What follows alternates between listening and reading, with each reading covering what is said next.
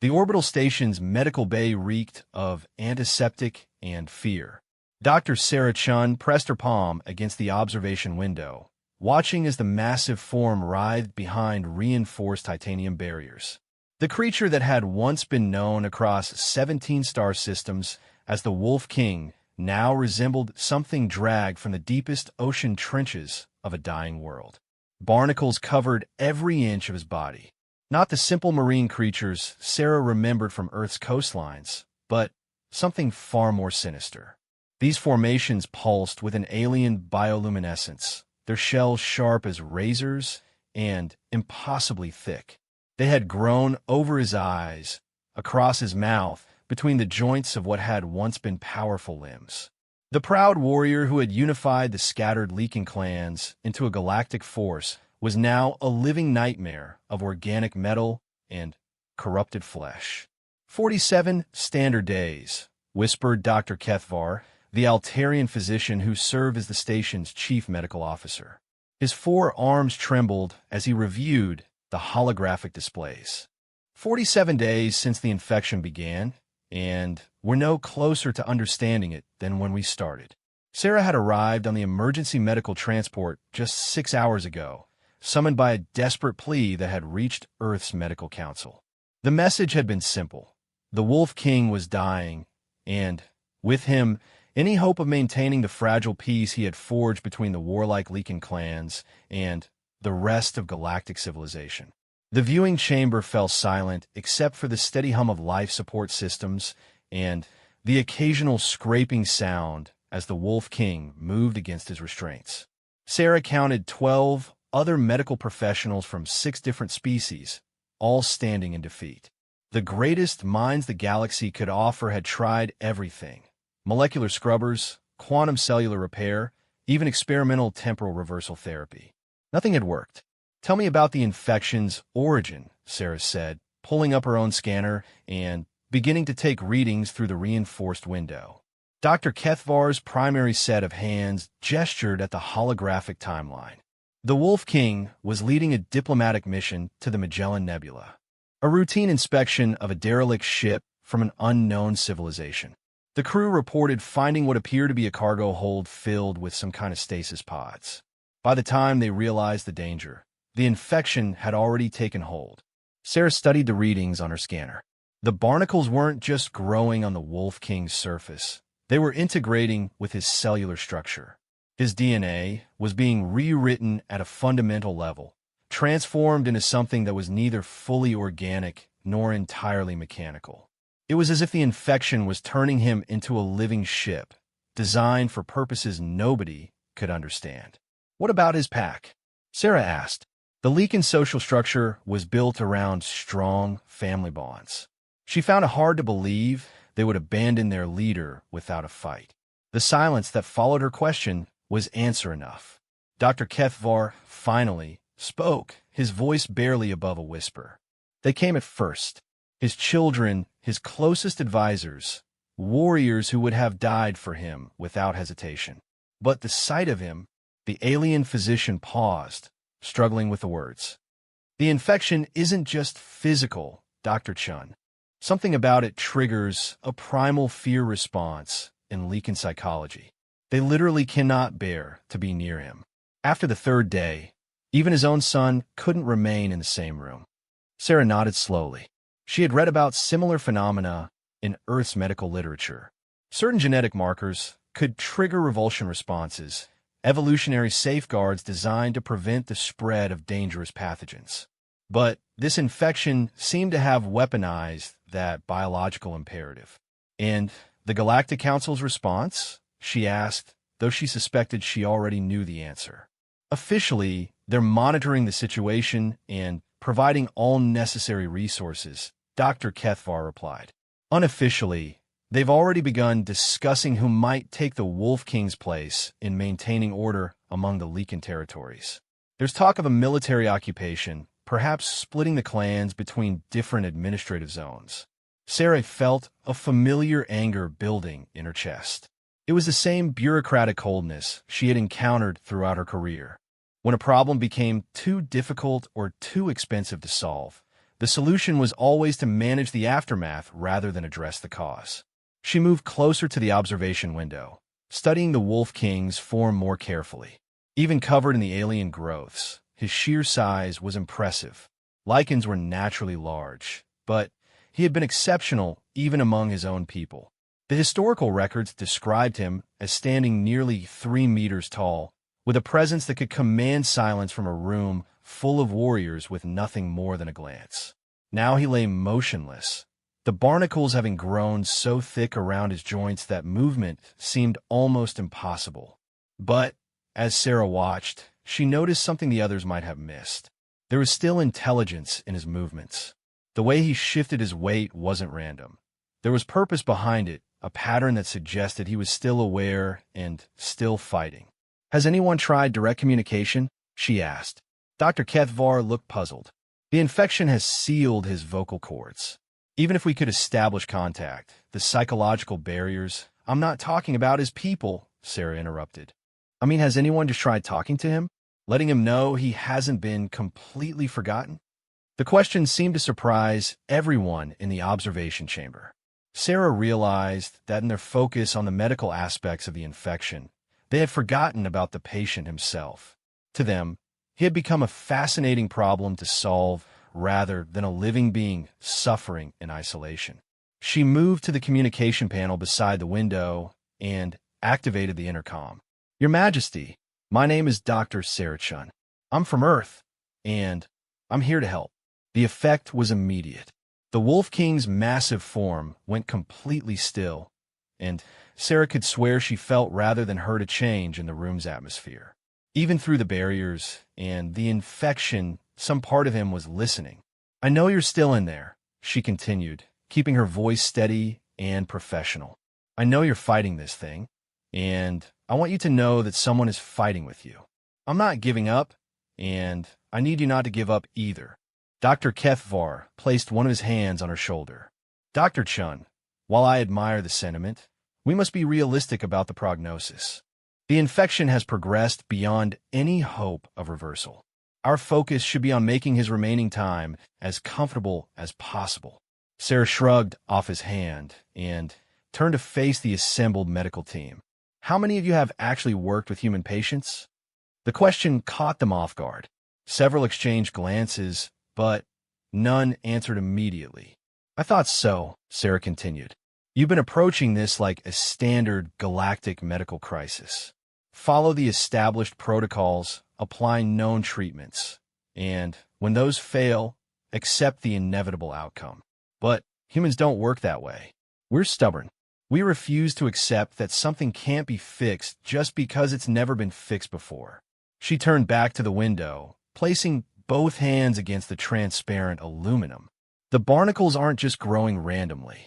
They're following specific patterns, creating what looks like a circulatory system or maybe a neural network. That means they have a purpose beyond simple parasitism. If we can understand that purpose, we might be able to work with it instead of against it." Dr. Kethvar's 4 arms gestured in what Sarah recognized as the Altarian equivalent of a dismissive wave. "The infection structure has been extensively analyzed. It appears to be some form of biotechnology designed to convert organic matter into a hybrid state. But the process is irreversible once it reaches this stage." "According to who?" Sarah challenged. "The same medical databases that had never encountered this infection before. We're dealing with technology from an unknown civilization. Our assumptions about what's possible or impossible might be completely wrong." She pulled out her personal medical scanner and adjusted it to frequencies that weren't part of standard galactic protocols. Human medical technology had developed along different lines than most species, focusing on adaptability and unconventional approaches rather than standardized procedures. The readings that came back made her pause. There was definitely something unusual about the barnacles' energy patterns.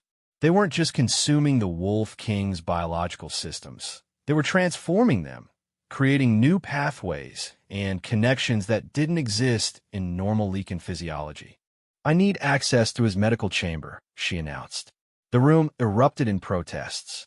Dr. Kethvar was the loudest listing the various safety protocols that would be violated and the potential risks to station security. But Sarah had stopped listening. She was studying the energy patterns on her scanner, beginning to see something that might have been missed in all the previous examinations. "The infection isn't trying to kill him," she said quietly, and the room fell silent. "It's trying to preserve him. These barnacles, they're not parasites. They're some kind of life support system."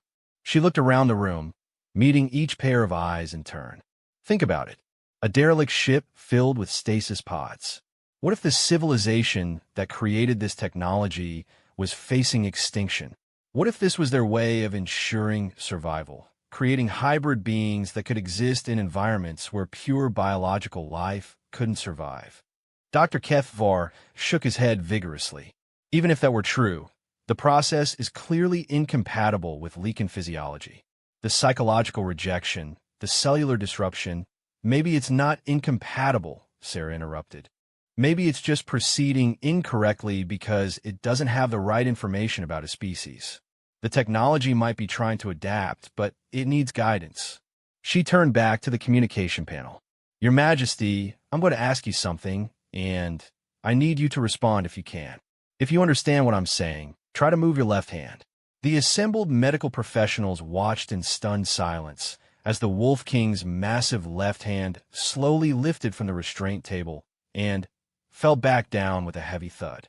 "He's still conscious," Sarah said with quiet satisfaction, "which means part of his brain is still functioning normally despite the infection. If we can establish better communication, we might be able to work together to guide the transformation process instead of fighting it." Dr. Kethvar stepped forward, his medical ethics warring with his scientific curiosity. "Dr. Chun, what you're suggesting is extremely dangerous. If you're wrong about the infection's purpose, direct contact could result in your own contamination." Sarah was already moving toward the chamber's access controls. "Then, I guess we'll find out together. Your Majesty, I'm coming in. Try not to eat me." As she began the decontamination cycle that would allow her entry into the Wolf King's medical chamber, Sarah reflected on the path that had brought her to this moment. Her career had been built on taking calculated risks, on refusing to accept that patients were beyond help just because conventional wisdom said so. She had developed treatments for supposedly incurable diseases and found ways to help patients that other doctors had given up on. But this was different. This wasn't just about one patient or one medical breakthrough. The Wolf King's survival could determine the fate of entire star systems. His death would almost certainly trigger a civil war among the Leakin clans that could spread throughout this sector of the galaxy. The decontamination cycle completed with a soft chime, and the inner door began to slide open. Sarah took a deep breath of recycled air and stepped into the chamber where the Wolf King waited. Up close, the infection was even more impressive and terrifying than it had appeared through the observation window. The barnacles covered him like a second skin, their surfaces shifting between different colors as bioluminescent patterns flowed across their shells. Some were the size of her thumb, while others had grown large enough to completely engulf major muscle groups. But it was his eyes that captured her attention. Where the other medical staff had seen only infection and decay, Sarah saw intelligence and desperate hope. The barnacles had grown over his eyelids, but they had left gaps that allowed him to see. More importantly, they pulsed in rhythm with his heartbeat, suggesting they were somehow integrated with his circulatory system. "Hello, Your Majesty," she said softly, approaching the restraint table with careful, non-threatening movements. "I'm Dr. Sarah Chun, and I'm here because I think everyone else has been looking at your condition backwards." She pulled out her medical scanner and began taking detailed readings of the barnacles up close. The energy patterns were even more complex than she had realized, showing signs of what could only be described as thinking. The infection wasn't just transforming his body, it was learning about his body, adapting its approach based on his physiological responses. "The question is," she continued, speaking as much to herself as to him, "what happens when we stop fighting this and start working with it instead?" The Wolf King's medical chamber had become Sarah's laboratory, workshop, and home for the past 8 days. She had moved a cot into the corner and set up her equipment in a careful arrangement around his restraint table. The other medical staff thought she had lost her mind, but the readings she was getting were unlike anything in galactic medical literature. The barnacles were definitely responding to her presence. When she first entered the chamber, they had pulsed with an aggressive red bioluminescence that made everyone fear for her safety. But as the hours passed, the colors had shifted to softer blues and greens, and the sharp edges of their shells had actually begun to smooth out. More importantly, she had established a rudimentary communication system with the Wolf King himself. 1 pulse of bioluminescence meant yes, 2 meant no, and 3 meant he was in pain. It wasn't much, but it was infinitely more than anyone else had achieved. "Good morning, Your Majesty," she said as she entered the chamber with her morning readings.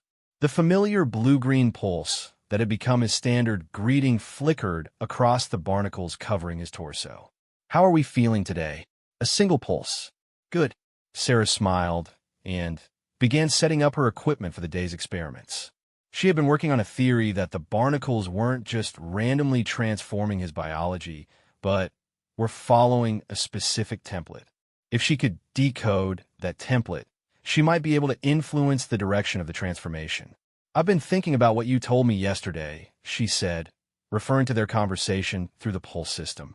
It had taken her 3 days to realize that the complex patterns of light weren't random, but were actually a form of language. The Wolf King had been trying to communicate details about his experience, describing sensations and changes that normal language couldn't adequately express. According to what she had decoded, the infection didn't feel like an invasion. It felt like awakening. The barnacles weren't consuming his consciousness, but expanding it, allowing him to perceive things that his normal senses couldn't detect. He could feel the electromagnetic signatures of every person on the station, sense the structural stress patterns in the station's hull, and even detect the gravitational fluctuations caused by nearby ships. Sarah connected her neural interface headband and activated the experimental translation matrix she had been developing. If her theories were correct, she should be able to interpret the bioluminescent patterns as actual language rather than simple yes or no responses. The interface activated with a soft hum, and suddenly the chamber was filled with what could only be described as whispers. Not audible sound, but something that bypassed her ears entirely and spoke directly to her consciousness. "Dr. Chun." The voice was unmistakably the Wolf King's, though it carried undertones she had never heard before. "You return." Sarah almost dropped her scanner in surprise. "You can communicate directly? How long have you been able to do this?" "Since the 3rd day of your presence." The integration required understanding of your species' neural patterns. The symbionts learn quickly when not opposed. Symbionts. Not parasites or infection, but symbionts. Sarah felt her pulse quicken as the implications hit her. They're not trying to replace your biology. They're trying to enhance it. Correct. But the process was incomplete when discovered by my crew. The emergency separation from the host ship interrupted the initialization sequence. The symbionts have been attempting to complete their programming without proper guidance. Sarah began pacing around the restraint table, her mind racing through the possibilities. That's why the transformation has been so chaotic. They're working from incomplete data, try to figure out how to integrate with leak-in physiology without understanding the full parameters. Precisely. The symbionts were designed by the architects as a survival mechanism. When their civilization faced extinction, they encoded their knowledge and capabilities into these biological interfaces. The plan was to create hybrid beings capable of surviving in environments where pure biological life could not. "The architects," Sarah repeated. "Is that what they called themselves?" The translation is imprecise, but it conveys the essential meaning. They were builders on a scale difficult to comprehend. Entire star systems constructed according to their designs. But they faced something that could not be built away from. Sarah pulled up the galactic star charts on her portable display. Where did they go? Are there any traces of their civilization remaining? Unknown. The symbionts carry only practical knowledge, not historical records. But their capabilities suggest a level of technological development far beyond current galactic standards. As they spoke, Sarah noticed that the barnacles covering the Wolf King's body were shifting and changing. Areas that had been completely covered were beginning to reveal patches of normal skin underneath, while other sections were developing new formations that looked almost like technological interfaces. Your Majesty, what exactly are you becoming? The bioluminescent patterns shifted to deeper, more complex colors before he answered. Something new. The symbionts are adapting their basic template to incorporate Leakin genetic advantages. Enhanced physical capabilities, improved sensory processing, direct interface with technological systems. But the integration is not yet stable. Sarah studied the readings on her scanner, noting energy fluctuations that seemed to correspond with his emotional state. What do you need to stabilize it? Understanding.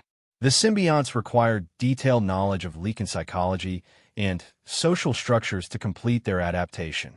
They're attempting to preserve not just biological life, but cultural identity. Without proper guidance, they will continue to improvise, and the results may not be compatible with my people's acceptance. Sarah understood immediately. The psychological rejection that had driven away even his own family wasn't just instinctive fear of infection. The symbionts were changing fundamental aspects of his identity, making him something that no longer registered as truly Leakin to his people's evolved recognition systems. That's why you need me, she said. Not as a doctor, but as an outside observer who can help guide the integration process. Partially correct. But there's another factor you have not yet considered. Sarah waited for him to continue, noting that the patterns of light on his body had taken on an almost urgent quality. The symbionts do not distinguish between observer and participant. Your continued presence in this chamber has initiated integration protocols for your own biology. The process began approximately 6 days ago. Sarah's blood went cold. She immediately activated her medical scanner and aimed it at herself, running through every diagnostic protocol she knew. The results made her stomach drop. There were microscopic changes in her cellular structure, subtle alterations to her nervous system that she had attributed to stress and fatigue. How far has it progressed? She asked, fighting to keep her voice steady. Early stages only. The symbionts are cautious with unfamiliar species. But the process is irreversible once neural integration begins. You have perhaps 2 standard days before the changes become obvious to external observation. Sarah sank into the chair she had positioned beside his restraint table, her mind reeling through the implications. She had come here to save the Wolf King, but she had inadvertently volunteered herself for an alien transformation process that nobody fully understood. What happens if I leave the chamber now? She asked. The integration would likely abort, but the cellular damage would be severe. Your species lacks the regenerative capabilities necessary to survive incomplete symbiont integration. The survival probability would be less than 12%. Sarah laughed, surprising herself with how calm she sounded. So I can either stay and become something inhuman or leave and die slowly. That's quite a choice. There's a third option. The bioluminescent patterns shifted again, and Sarah felt something that could only be described as hope flowing through the neural connection. Complete the integration together. The symbionts are designed to work in partnership networks. 2 individuals undergoing the process simultaneously can stabilize each other's transformations. The resulting hybrid forms would retain more of their original characteristics, while gaining the enhanced capabilities. Sarah considered this carefully. Throughout her medical career, she had always been willing to take calculated risks to help her patients. But this wasn't just about accepting danger. This was about fundamentally changing what she was as a person and as a species. What would I become, she asked. Unknown. The symbionts have no template for human integration. They would need to improvise based on your physiological and psychological characteristics. The process would be experimental in the truest sense. Sarah stood up and began pacing again, her scientific curiosity warring with very reasonable self-preservation instincts. The readings on her scanner showed that the microscopic changes were already accelerating. Whatever decision she was going to make, she needed to make it soon. If we do this together, what are the chances that the result would be accepted by both our peoples? Improved but not guaranteed. The integration process could be guided to emphasize familiar characteristics while introducing enhanced capabilities gradually. The key would be maintaining enough original identity to prevent psychological rejection while achieving enough enhancement to justify the transformation. Sarah thought about the political implications. If they could solve the Wolf King's condition in a way that preserved his essential identity, it might prevent the civil war that everyone expected. And if the process also created new capabilities that could benefit both their species. There's something else, isn't there? She asked, noting a hesitation in the patterns of light. Something you haven't told me yet. The symbionts carry more than just enhancement capabilities. They retain fragments of architect knowledge, including technologies far beyond current galactic understanding. Energy manipulation, faster-than-light communication, methods of stellar engineering. A successful integration could provide access to capabilities that would transform galactic civilization. Sarah felt her pulse quicken again. This wasn't just about saving one patient or preventing one war. This was potentially about advancing human and galactic technology by centuries or millennia. But there are risks beyond the immediate transformation, she said. It was a statement, not a question. Correct. The architect's disappearance suggests they encountered something that their advanced technology could not address. The symbionts may carry knowledge of that threat, as well as their beneficial capabilities. Integration could provide access to dangerous information. Sarah pulled up her communication link to the observation chamber outside. Dr. Kethvar's concerned face appeared on the screen immediately. Dr. Chun, your bio readings are showing some unusual fluctuations. Is everything functioning normally in there? She looked at the Wolf King, noting the expectant quality in his bioluminescent patterns, then back at the screen. Dr. Kethvar, I need you to prepare the chamber for an experimental dual integration procedure. I'm sorry, could you repeat that? It sounded like you said dual integration. I did. And I need you to prepare a medical bay for 2 patients undergoing voluntary symbiont integration. We're going to need monitoring equipment for physiological processes that aren't in any of our medical databases. The screen filled with alarmed voices as the entire medical team began protesting simultaneously. Sarah muted the communication link and turned back to the Wolf King. Last chance to talk me out of this, she said. Are you absolutely certain this is the right choice? The response came not through the neural link, but through the traditional pulse system. A single, strong flash of blue-green light. Yes. Sarah activated her personal recorder and began documenting the procedure that was about to begin. Dr. Sarah Chun, personal log, stardate 2387.156. I am about to attempt something that will either revolutionize medicine and interspecies cooperation or get me killed in a very interesting way. If anyone finds this recording, please note that the decision was made with full understanding of the risks and potential consequences. She deactivated the recorder and began preparing the equipment that would monitor their transformation process. Through the observation window, she could see the medical staff in heated discussion, probably debating whether to stop her by force or simply document the experiment for future study. Your Majesty, she said, settling into position beside his restraint table. I think it's time we showed the galaxy what humans and lichens can accomplish when we work together. The bioluminescent patterns across his body flared to brilliant life, and Sarah felt the symbiont integration protocols activating in her own nervous system. Whatever they were about to become, they would discover it together. The transformation began at dawn on the 3rd day, and Sarah understood immediately why the Wolf King's family had been unable to remain near him. The process was unlike anything she had experienced in 20 years of medical practice, and she was participating voluntarily. For someone encountering it unexpectedly, the psychological impact would be overwhelming. Her skin had begun developing the same barnacle-like formations that covered the Wolf King, but the pattern was distinctly different. Where his symbionts had grown in heavy, armor-like clusters, hers formed delicate networks that reminded her of neural pathways made visible. The bioluminescent patterns were also unique to her physiology, creating complex geometric designs that shifted in response to her thoughts and emotions. The integration is proceeding faster than anticipated, the Wolf King observed through their neural link.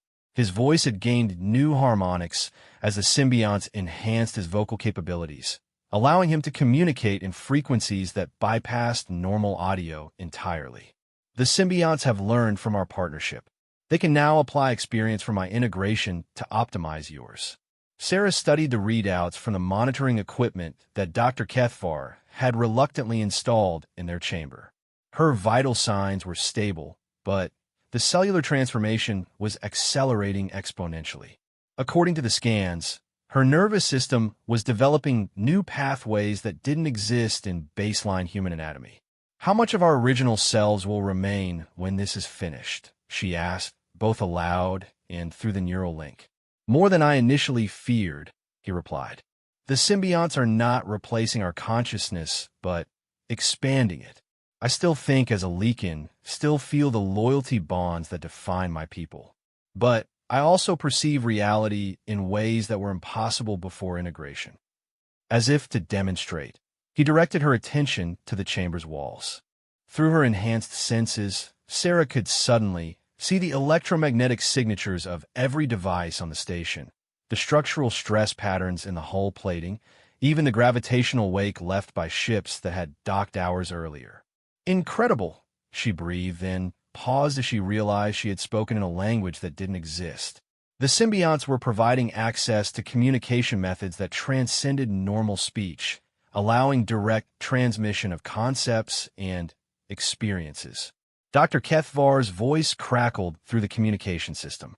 "Dr. Chun, we're detecting massive fluctuations in the station's energy grid. Whatever's happening in there is affecting our primary systems."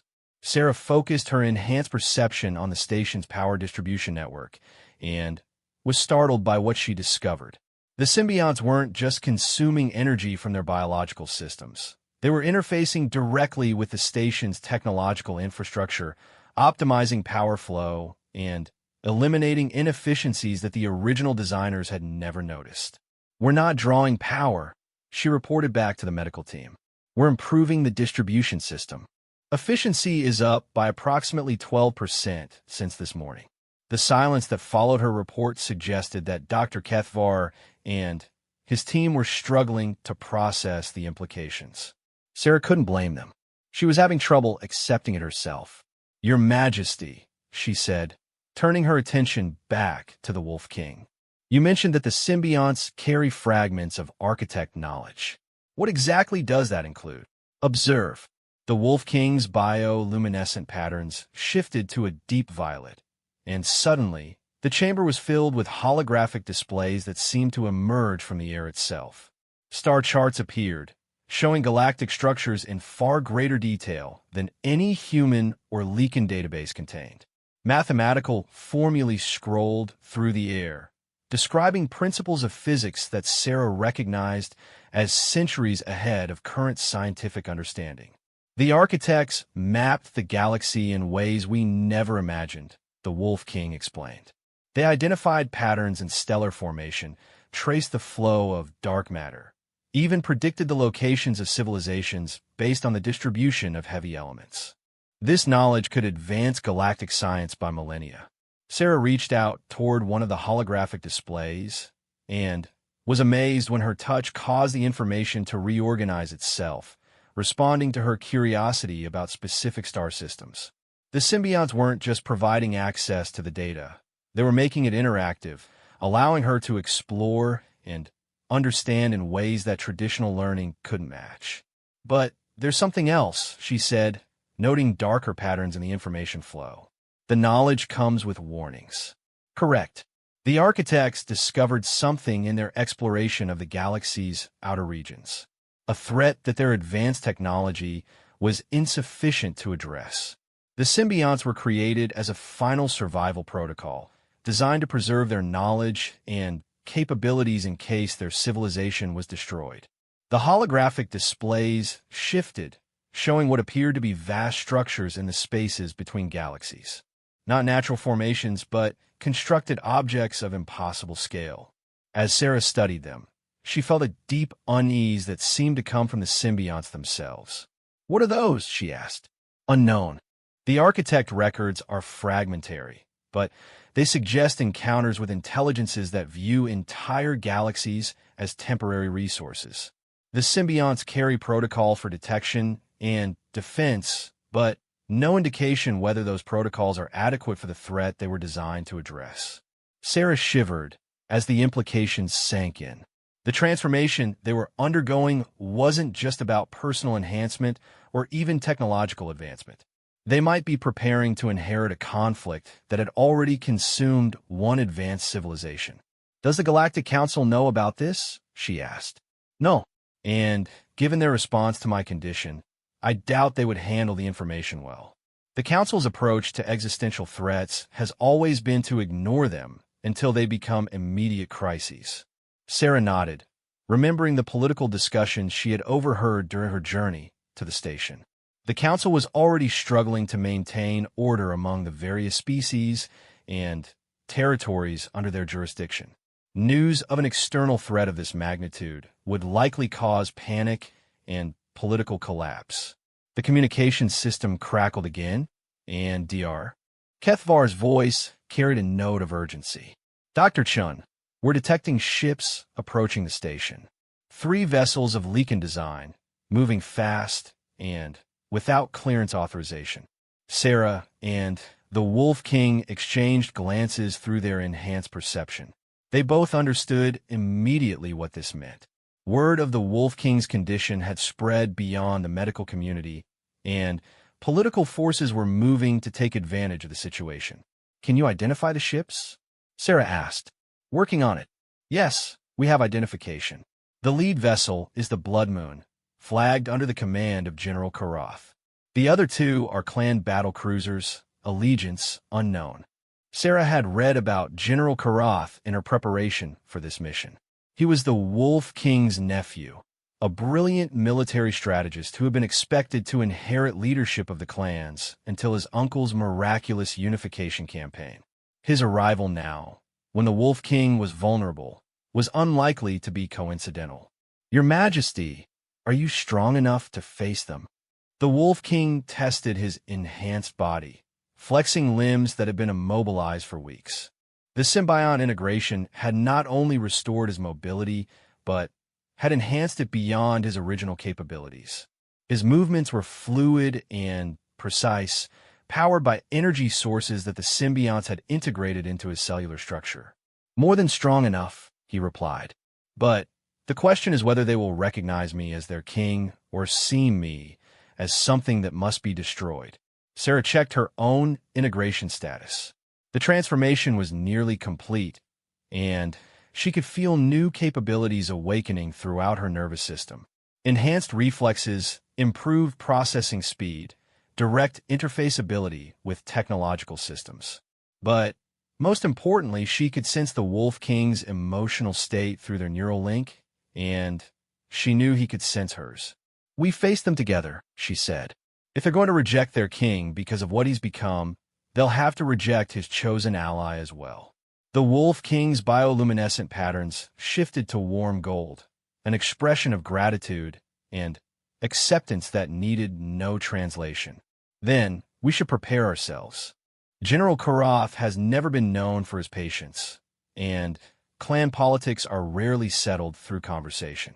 As they began preparing for the confrontation, Sarah reflected on how much had changed in just a few days.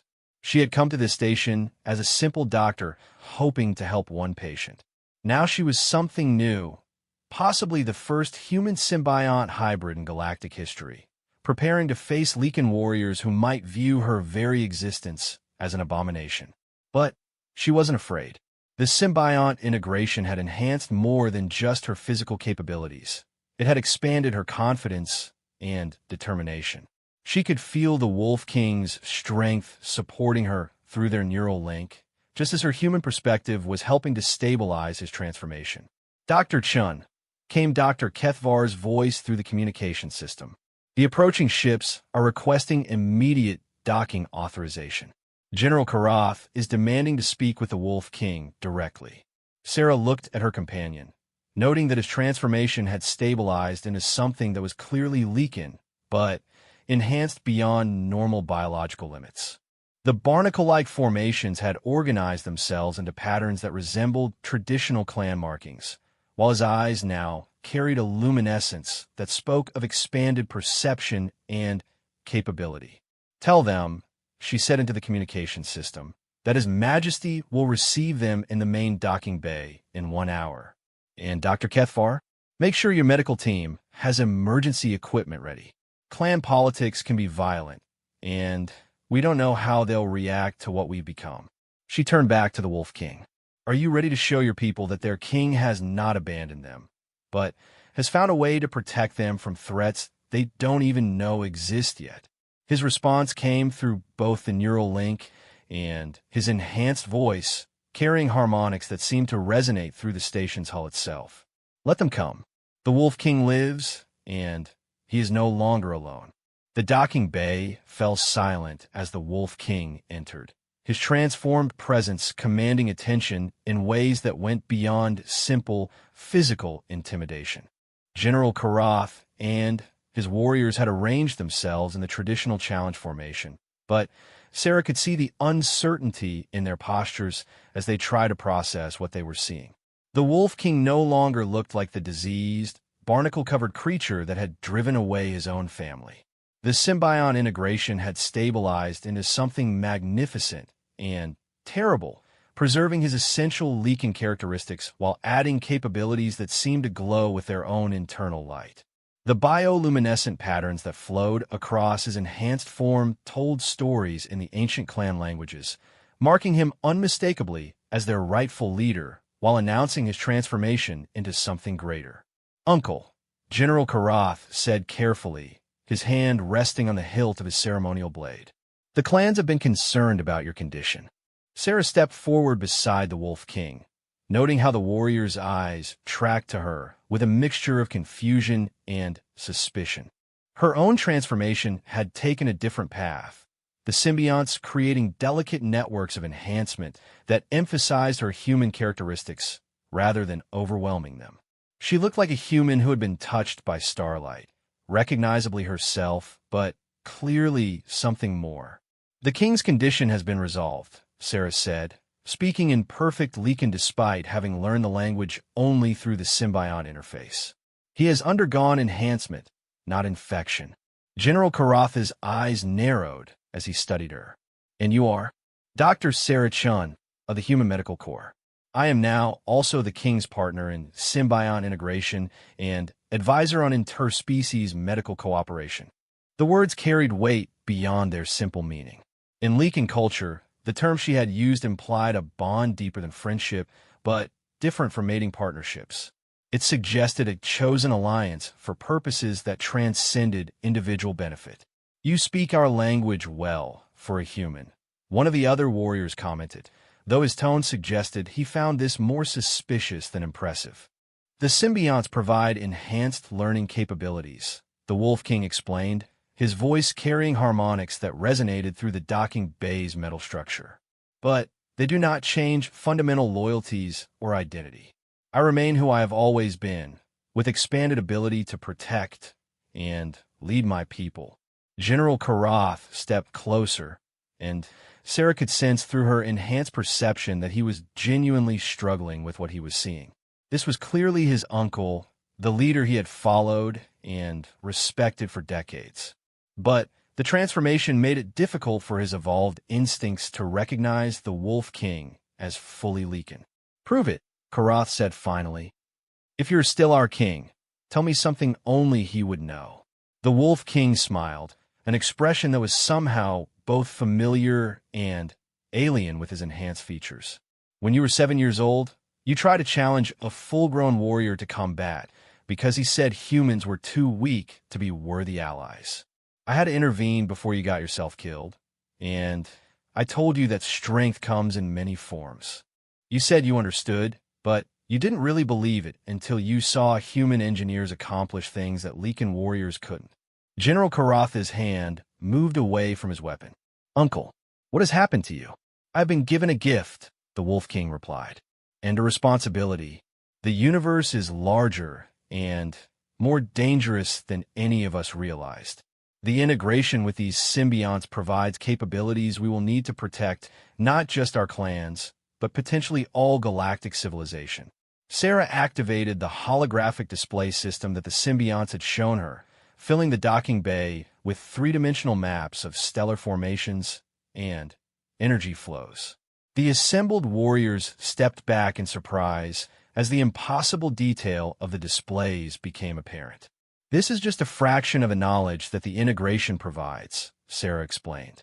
Technologies for energy manipulation, faster-than-light communication, methods of stellar engineering. The civilization that created these symbionts was more advanced than anything in current galactic records. Then, where are they? Asked one of the warriors. If they were so advanced, what happened to them? The Wolf King and Sarah exchanged glances through their neural link, sharing the decision about how much to reveal. They encountered something that their technology could not address, the Wolf King said carefully. The symbionts were their final survival protocol, designed to preserve their knowledge and capabilities in biological hosts who might be able to continue their work. General Karath studied the holographic displays with a strategist's eye, clearly recognizing the military implications. You're saying that we might inherit their enemies as well as their knowledge. It's possible, Sarah admitted. The symbiont records are incomplete, but the defensive capabilities they provide suggest that the threat was real and significant. The docking bay fell quiet except for the hum of the station's life support systems. Sarah could sense the warriors struggling to process information that challenged their understanding of the galaxy and their place in it. There's something else you need to know, the Wolf King said, his bioluminescent patterns shifting to deeper, more serious colors. The integration process is voluntary and reversible in its early stages, but it requires partnership between compatible individuals to achieve stability. He gestured towards Sarah. Dr. Chun and I underwent the process together, each of us stabilizing the other's transformation. The result is that we retain our essential characteristics while gaining enhanced capabilities. General Karath looked between them with growing understanding. You're offering this to others. To those who choose it, Sarah confirmed. The symbionts can adapt to any biology given sufficient time and understanding. The integration could provide advantages that would benefit entire species. But the choice must be made freely, the Wolf King emphasized. The psychological barriers that drove my family away are real. The transformation changes fundamental aspects of how we interact with the universe. Not everyone will be able to accept that change, in themselves or in others. One of the younger warriors stepped forward, his curiosity overcoming his caution. What does it feel like? The enhancement. Sarah considered how to answer. Like waking up from a dream you didn't realize you were having. The universe is larger and more complex than baseline perception can process.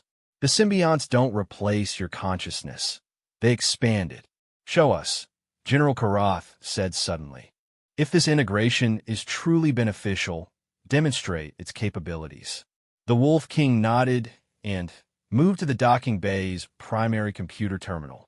Rather than using the standard interface, he placed his hand directly on the console surface. The symbiont enhancements allowed him to interface with the system at a fundamental level, bypassing normal programming limitations. The docking bay's displays activated, showing real-time analysis of every ship and energy signature within a light-year radius. The level of detail was impossible using standard sensors, but the symbiont-enhanced perception could detect and interpret electromagnetic patterns that normal technology missed entirely. There are 15 ships approaching this sector, the Wolf King announced. 12 are civilian traffic following established shipping lanes. Two are military vessels from the Altarian Republic, probably responding to reports of our presence here. The 15th. He paused, his enhanced perception focusing on something that made his bioluminescent pattern shift to warning colors. The 15th is something else entirely. Sarah moved to join him at the console, adding her own enhanced capabilities to the analysis. The ship he had detected was unlike anything in their databases. Its energy signature was familiar, though, carrying resonances that matched the architect technology stored in the symbiont memory banks. It's not a ship, she realized aloud. It's a probe, something left behind by the architects, probably triggered by our integration with the symbionts. General Karath and his warriors immediately shifted into combat readiness, but the Wolf King raised a hand to calm them. It's not hostile, he said, processing information that flowed directly from the symbiont databases. It's a verification protocol.